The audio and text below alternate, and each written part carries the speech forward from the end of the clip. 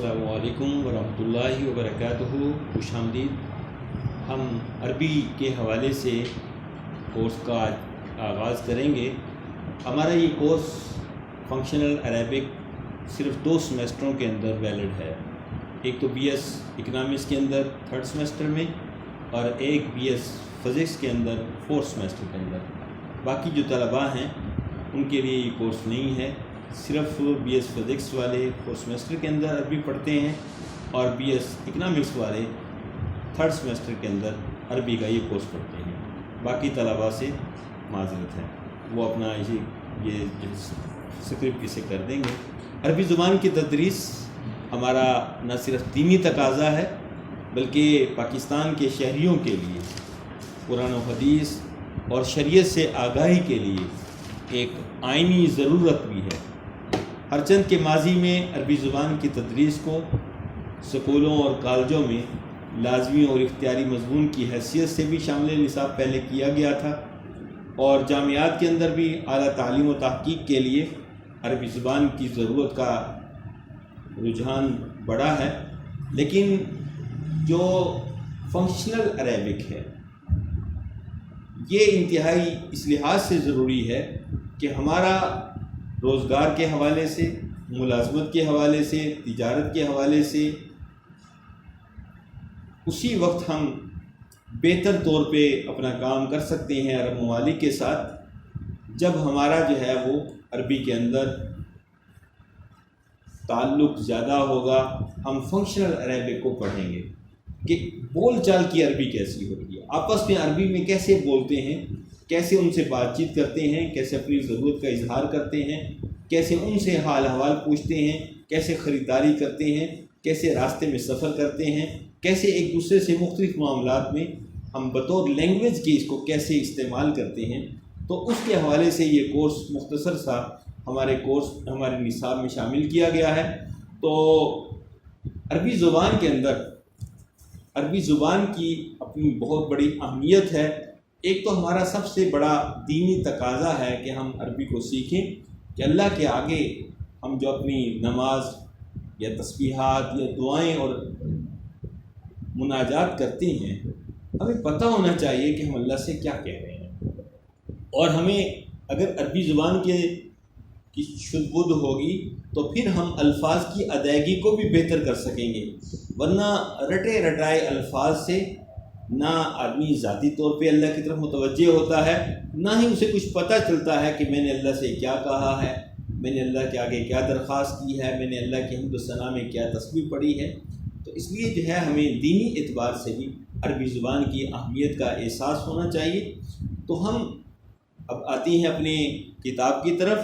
تو سب سے پہلی بات یہ ہے کہ جب بھی ہم کسی لینگویج کو سیکھنا چاہتے ہیں، اس لینگویج کو سیکھنے کے لیے ہم اس کے حروف ابجد سے اس کو شروع کرتے ہیں۔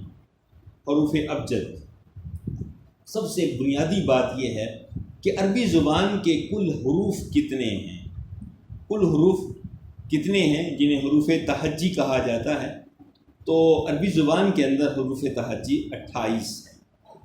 کل حروف تہجی عربی زبان کے اندر 28 آئے ہیں، جو مستعمل ہیں حروف الف، با، تا، سا، جیم، حا، خا، دال، زال، را، زا، سین، شین، فاد، واد۔ 28 حروف تہجی ہیں۔ حروف تہجی یعنی جن پر بیس ہے۔ جیسے ہم انگلش کو سیکھنا چاہتے ہیں تو سب سے پہلے ہمارا لیسن ہوتا ہے ABC، ہم یاد کرتے ہیں۔ ایسے اردو سیکھنا چاہتے ہیں تو الف با تا سا کو پہلے دیکھیں گے۔ تو عربی زبان کے اندر بھی سب سے پہلے ہم حروف تہجی کو دیکھیں گے۔ تو یہ جو 28 حروف تہجی ہیں، 28 جو حروف تہجی ہیں، ان کی ہم نے مختلف اقسام کی ہیں۔ ایک تو تقسیم یہ ہے کہ ان میں سے طاقتور حروف کون سے ہیں اور کمزور حروف کون سے ہیں۔ طاقتور حروف، ہمارے ہاں طاقتور آدمی کس کو کہا جاتا ہے؟ طاقتور آدمی اسے کہتے ہیں جو اپنے سہارے سے چل سکے، جو چلنے میں کسی کا سہارا نہ لے اور خود سے اپنی ذات سے وہ چل پھر سکے، کام کر سکے، اسے ہم طاقتور کہتے ہیں۔ اور کمزور آدمی اسے کہتے ہیں جس کو مختلف موقعوں پر کسی نہ کسی بیساکھی کی، سیڑھی کی، لاٹھی کی یا کسی بھی آدمی کے سہارے کی ضرورت ہو، اسے ہم کمزور کہتے ہیں۔ تو ایسے ہی حروف تہجی میں وہ حروف طاقتور ہیں جنہیں کسی سہارے کی ضرورت نہیں ہے، جنہیں اپنے آپ کو ظاہر کرنے کے لیے کسی نقطے کی، نہ اوپر نہ نیچے، نہ آگے نہ پیچھے، کسی نقطے کی ضرورت نہیں ہے۔ ان حروف کو ہم طاقتور حروف کہتے ہیں۔ جیسے الف ہے، ہا ہے، دال ہے، را ہے، سین ہے، صاد ہے، طا ہے، عین ہے، کاف ہے، لام ہے، میم ہے، واو ہے، حمزہ ہے، ہا ہے اور یا بھی خیر اس میں نہیں ہے۔ تو یہ حروف ہیں جنہیں اپنے آپ کو ظاہر کرنے کے لیے کسی نقطے کی ضرورت ہے۔ یعنی یہ حروف ایسے ہیں جن کو بالکل کسی نقطے کی ضرورت نہیں ہے۔ طاقتور حروف کے لیے ہمارے ہاں عربی میں جو لفظ مستعمل ہے وہ ہے حروف مہملہ، میم، ہا، میم، لام ہے، مہملہ۔ حروف مہملہ طاقتور حروف کو کہتے ہیں جنہیں بغیر کسی نقط کے ہم بیان کر سکتے ہیں۔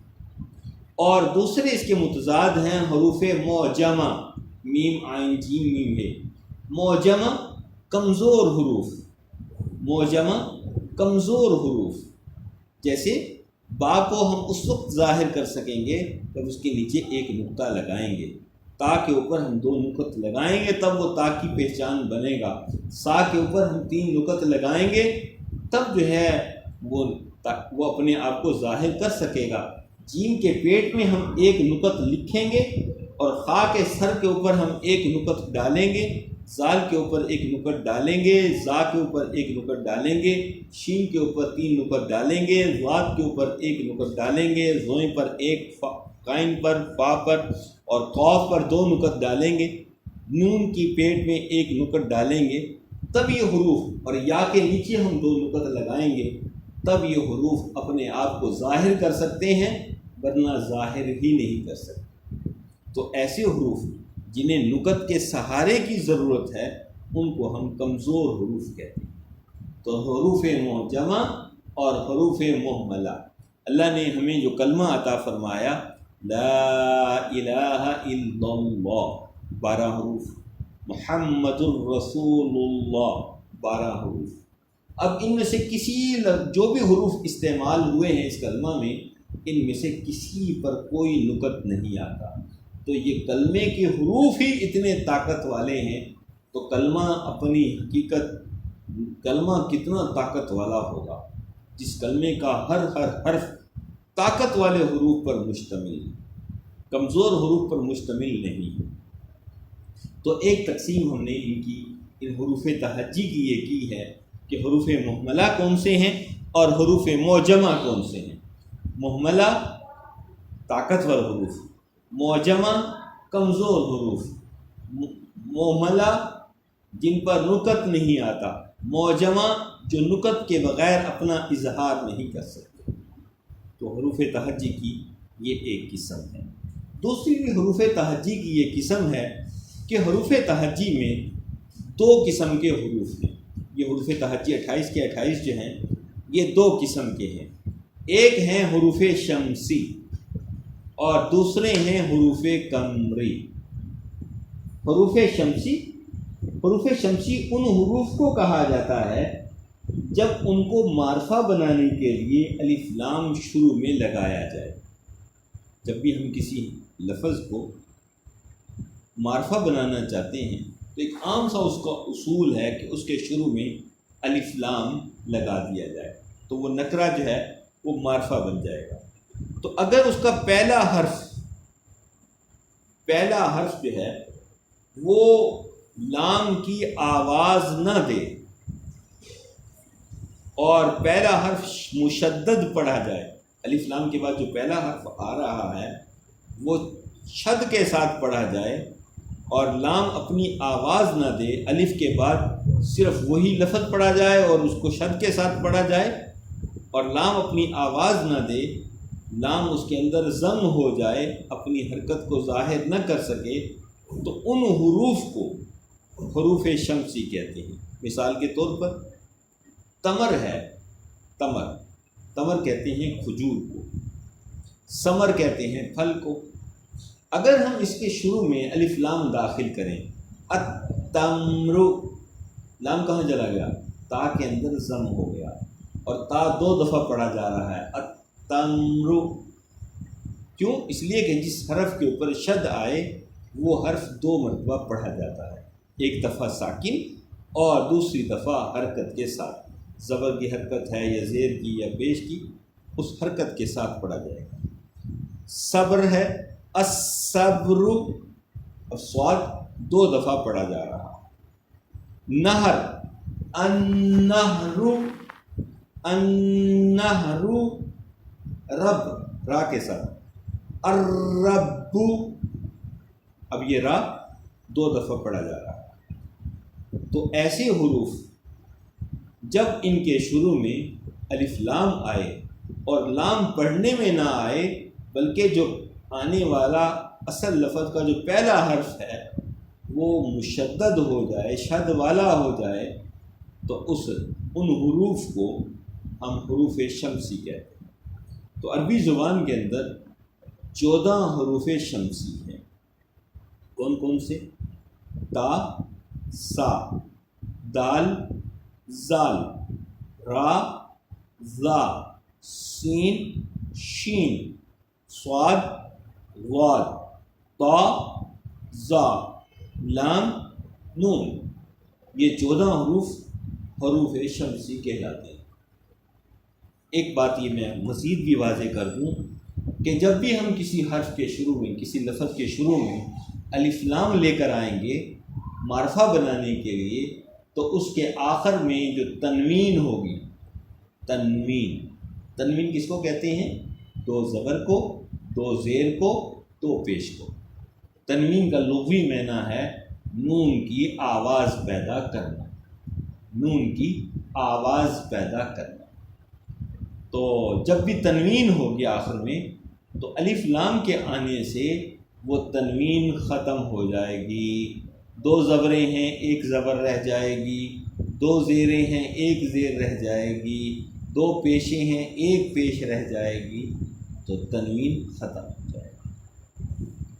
اور دوسرا اس کا حصہ ہے حروف قمری، حروف قمری۔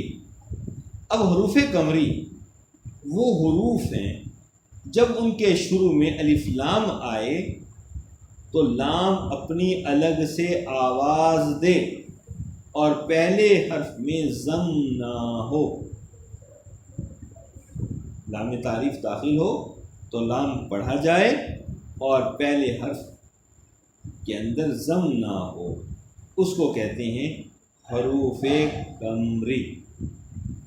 ایک بات یہ میں واضح کر دوں، شمسی کو، ان حروف کو حروف شمسی کیوں کہا گیا؟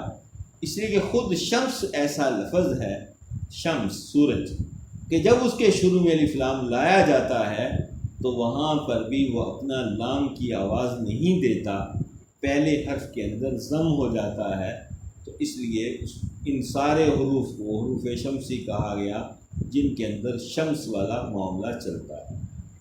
اور قمری کو، دوسروں کو قمری حروف کیوں کہا گیا؟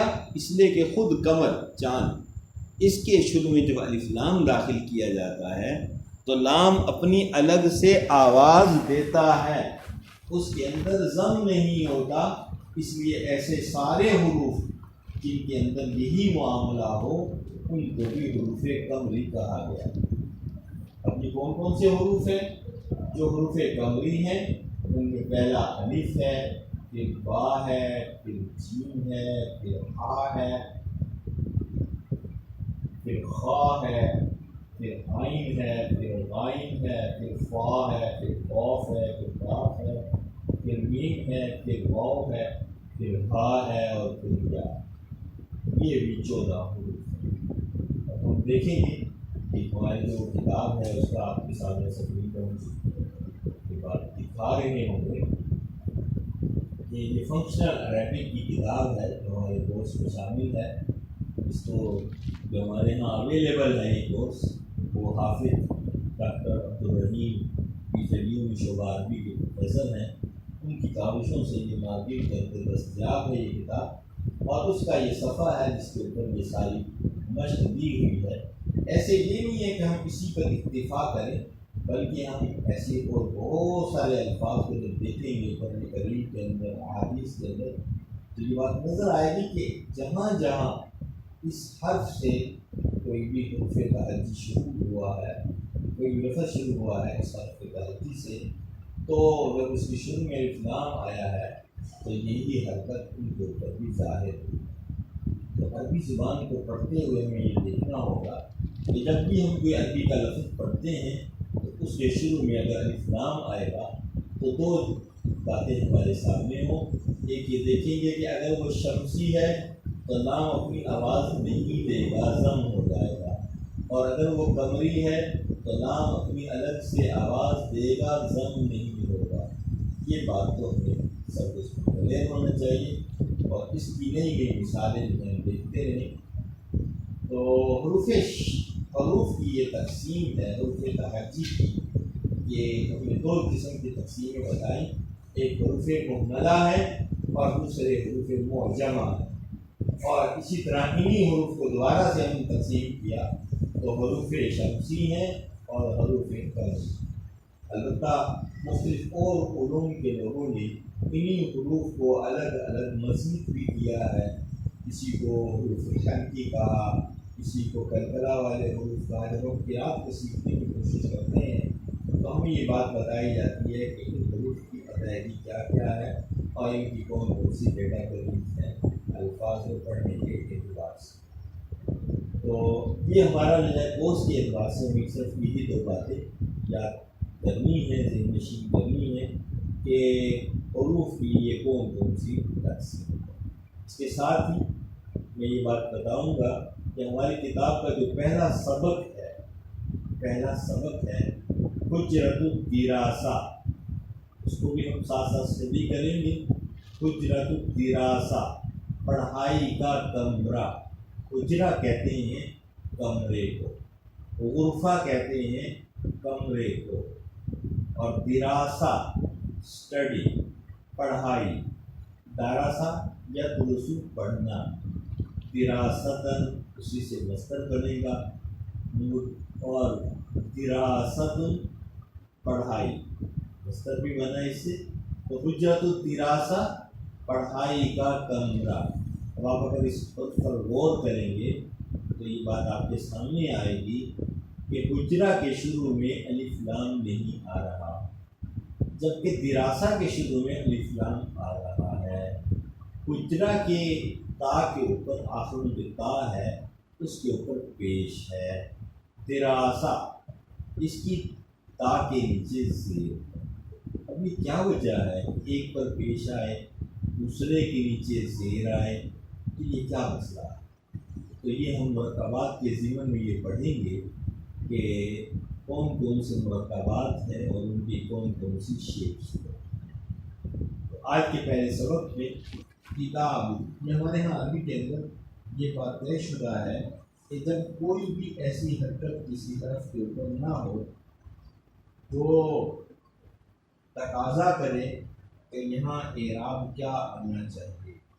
زبر آنی چاہیے آخر میں، زیر آنی چاہیے یا پیش آنی چاہیے. اگر کوئی ایسا اصول اس لفظ کے آگے پیچھے سیاق و سباق میں نہ ہو تو وہاں ہم پھر صرف اور صرف پیش لگاتے ہیں، نہ زبر لگاتے ہیں نہ زیر لگاتے ہیں. اس کو پیش کے ساتھ قراستن کاپی، کتابن کتاب.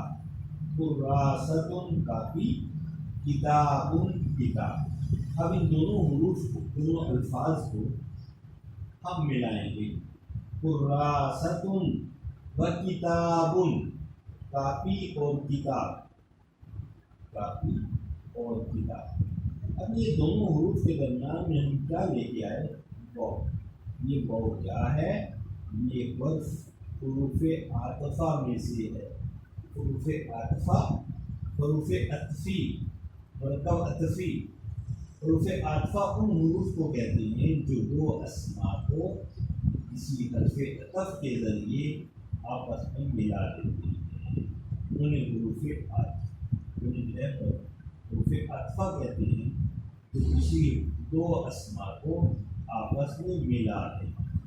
کتاب کراستن و کتابن، کاپی اور کتاب، اور بہت سارے الفاظ عربی زبان میں ایسے ہیں جو بالکل ایسے بولے جاتے ہیں جیسے ہم اردو میں بولتے ہیں۔ کتاب کا لفظ لکھی ہوئی چیز، کتاب لکھی ہوئی چیز۔ تو دوسرا ہے قلم مسطرۃ، قلم مسطرۃ، قلم اور پیمانہ، قلم مسطرۃ پیمانہ۔ اب اس کو بھی حروف عاطفہ کے ساتھ ملا کے ہم مرکب عطفی بنائیں گے، قلم و مسطرۃ، قلم و مسطرۃ۔ مقعد،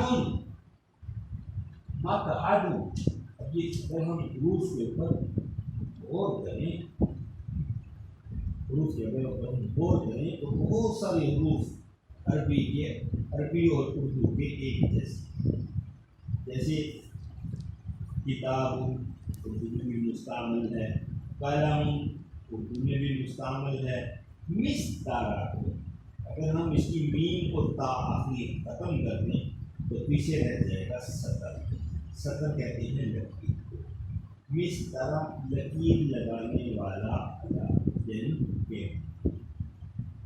مقعد، قعدہ کہتے ہیں بیٹھ، جیسے ہم نماز کے اندر بھی بیٹھتے ہیں تو کہتے ہیں آخری قعدہ میں التحیات کی مقدار بیٹھنا، یہ فرق ہے۔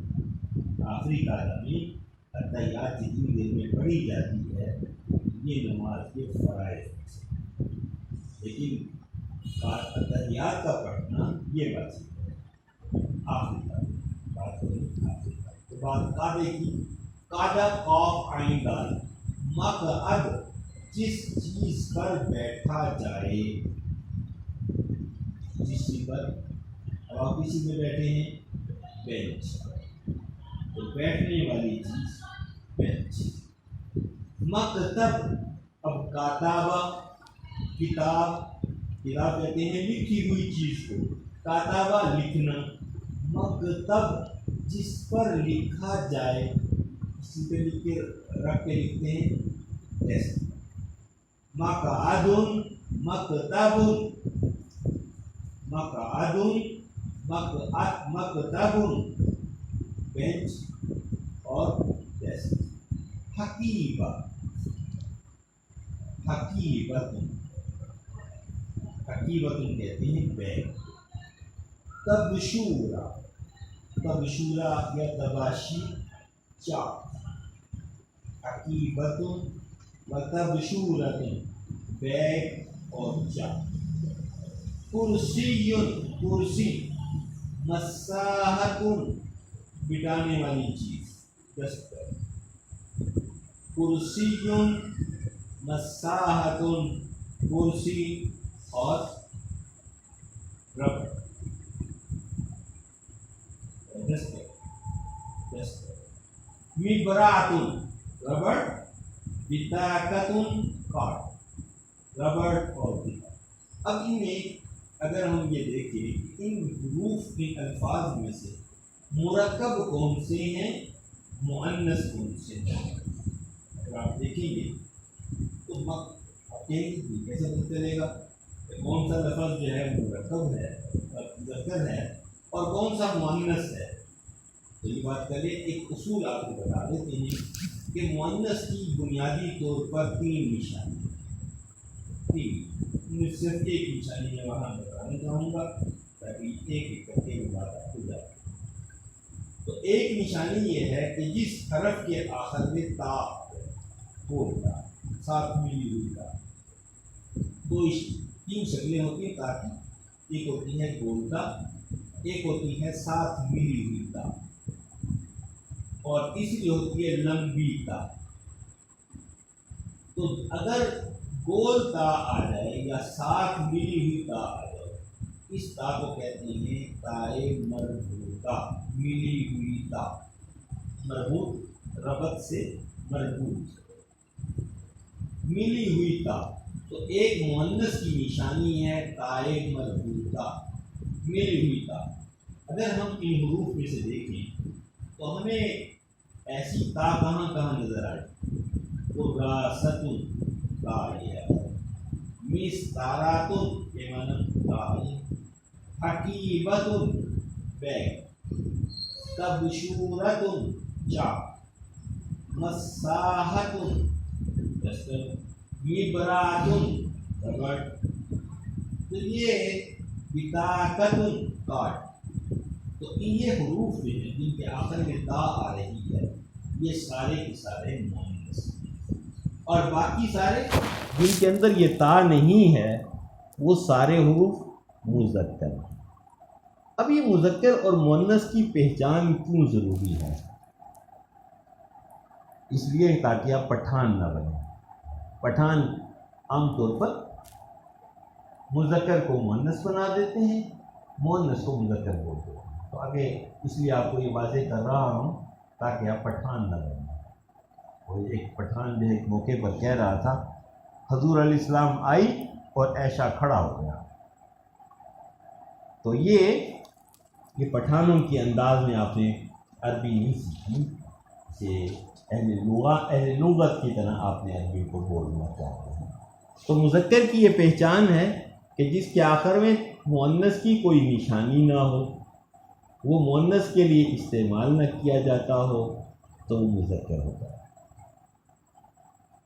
اب یہ ہم نے اس لیے کہا کہ اہل لغت کے نزدیک عربی زبان میں اس چیز کا بڑا خیال رکھا جاتا ہے کہ یہ لفظ کیا ہے، مذکر ہے یا مؤنث ہے۔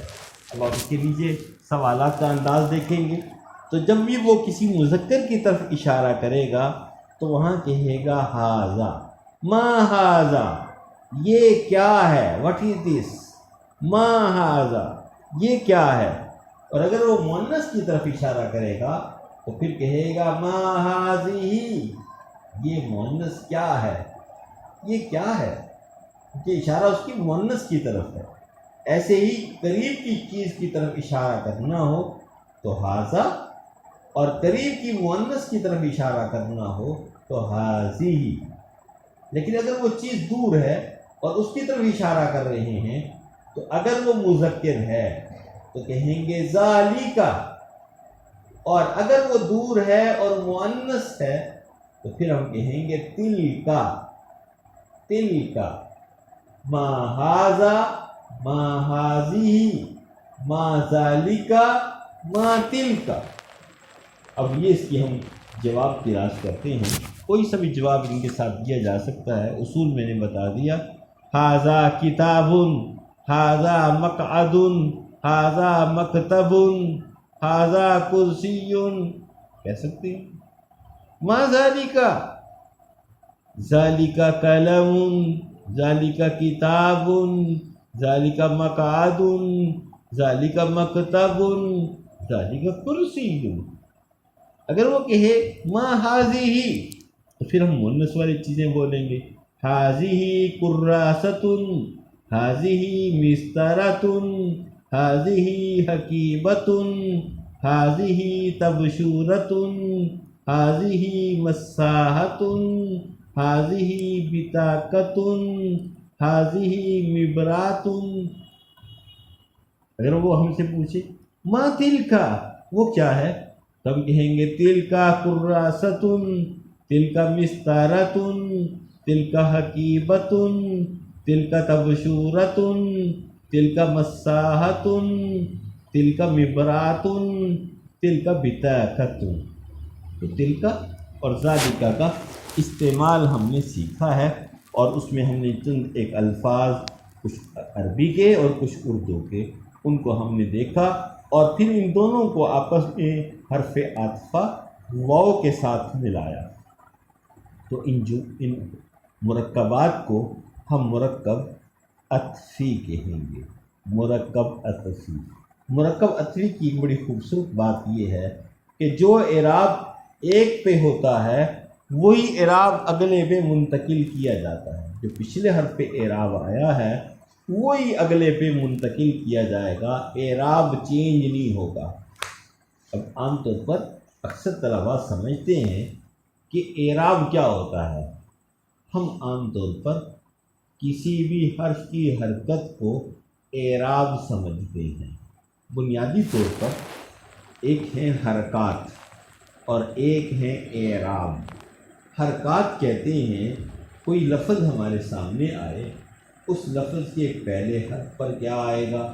زبر زیر پیش، دوسرے پر کیا آئے گا؟ جزم شاد جو بھی آتا ہے، تیسرے پر کیا آئے گا؟ زبر زیر پیش، اور چوتھا جو آخری حرف ہے اس کے اوپر کیا آئے گا؟ زبر زیر پیش۔ تو پہلے جو 3 حروف ہیں، جو ابتدائی حروف ہیں، ان کی زبر زیر پیش کو ہم حرکات کہتے ہیں، اور حرکات چینج ایبل نہیں ہوتی، اور جبکہ آخری حرف کی حرکت کو ہم اعراب کہتے ہیں، اور اعراب چینج ہوتا رہے گا۔ اعراب ہمیشہ چینج ہوتا رہے گا، کبھی اس پہ زبر آ جائے گی، کبھی اس پہ زیر آ جائے گی، کبھی اسی پر پیش آ جائے گی۔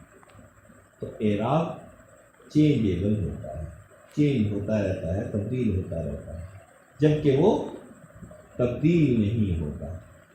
تو ان حرکات کو الگ الگ نام دیا گیا ہے۔ حرکات اور ہیں، اعراب اور چیز ہے۔ حرکات میں ہم زبر کو عربی زبان کے اندر فتح کہتے ہیں، فے تا ہا، فتح، ہا اور ہا، فتح۔ اور جس پر یہ فتح آ جائے، جس حرف پر فتح آ جائے اسے ہم مفتوح سمجھتے ہیں، مفتوح۔ اور زیر کو عربی زبان میں کسرہ کہتے ہیں، اور جس پر یہ زیر آ جائے اس کو ہم مکسور کہتے ہیں۔ جیسے ہم یوں کہیں ذالکا، لام کیا ہے؟ مکسور ہے، زیر والا ہے۔ اور پیش کو عربی زبان میں ضمہ کہتے ہیں، ضاد میم سے، ضمہ۔ پیش کو ضمہ کہتے ہیں، اور جس پر یہ ضمہ آ جائے اسے مضموم کہتے ہیں، مضموم، مضموم، میم ضاد میم واو میم، مفتوح، مکسور، مفتوح، مفتوح زبر والا، مکسور زیر والا، مضموم پیش والا۔ لیکن اگر اعراب کے اعتبار سے میں نے بتایا کہ اعراب کسی بھی لفظ کے آخری حرف کی حرکت کو کہیں گے، زبر کو، زیر کو، پیش کو۔ لیکن عربی زبان میں اعراب کو اگر زبر ہے تو اسے نصب کہتے ہیں، اسے نصب کہتے ہیں، اور جس پر یہ زبر آ جائے اسے ہم منصوب کہیں گے۔ زیر کو جر کہتے ہیں، اور جس پر زیر آ جائے اسے مجرور کہیں گے، اور رفع پیش کو کہتے ہیں، اور جس پر پیش آ جائے اسے مرفوع کہتے ہیں۔